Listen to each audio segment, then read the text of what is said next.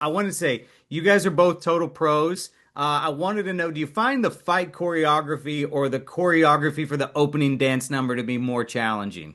Oh, this is an easy question. By 1,000, the opening dance sequence. Okay. Yeah.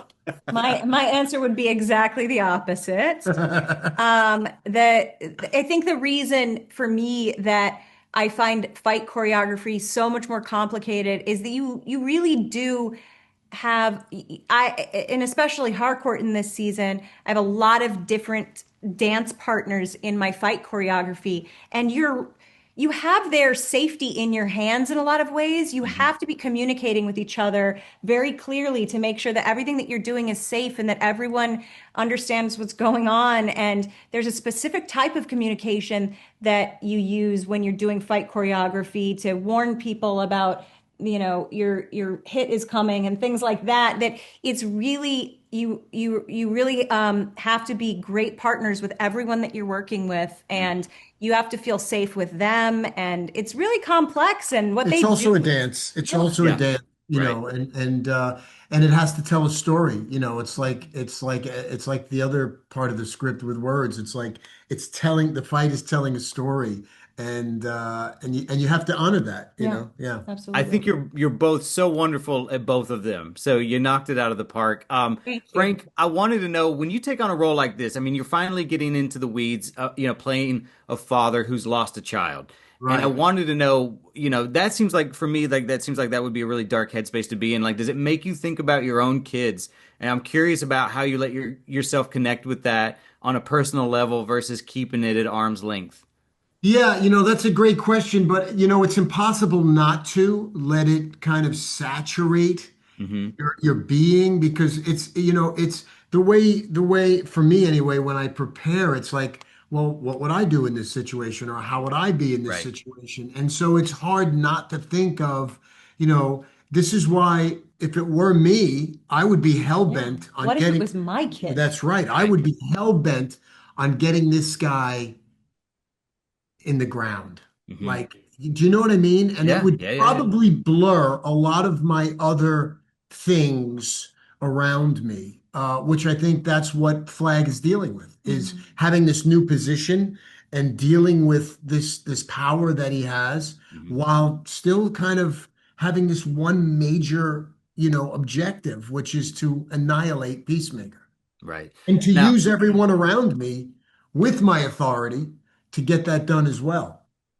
nice.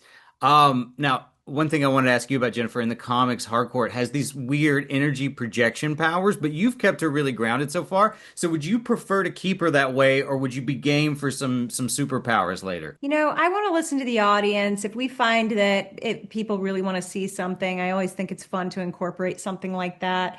But right now, I'm really enjoying playing a human being in a world of superheroes because I think that what's really interesting about Harcourt is that I'm playing a person who is in some ways superhuman in her strength for a small petite person, but I have to look like and feel like a person who can actually be capable of the type of destruction that she's capable of. Yeah. And that's a really interesting person to play because you don't just get to rely on, oh, it doesn't matter if she looks like she's strong. It doesn't matter if she's, looks like because she's got superpowers. So whatever. I have to really Right. work really hard on my body and on my capabilities with fighting and doing and everything because you need to believe that she's capable of doing these things. And that's a fun challenge. Now, Frank, a lot of people have given you shit about Rick's hair not being gray.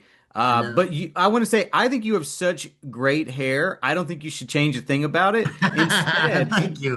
for season two of Creature Commandos, I think we should go the opposite direction and make Rick's hair black instead. What say you? I'd say yes. I say yes. But yeah, and by the way, I wanted to make it white like James's hair. I Yeah. wanted to kind of cut it that way too. And I was doing something else at the same time, so it prohibited me from doing anything to my hair. But in typical James fashion, he was like, "Nah, I like your hair the way it is." And we just kind of went with it. So, but yeah, it's something else for people to talk about.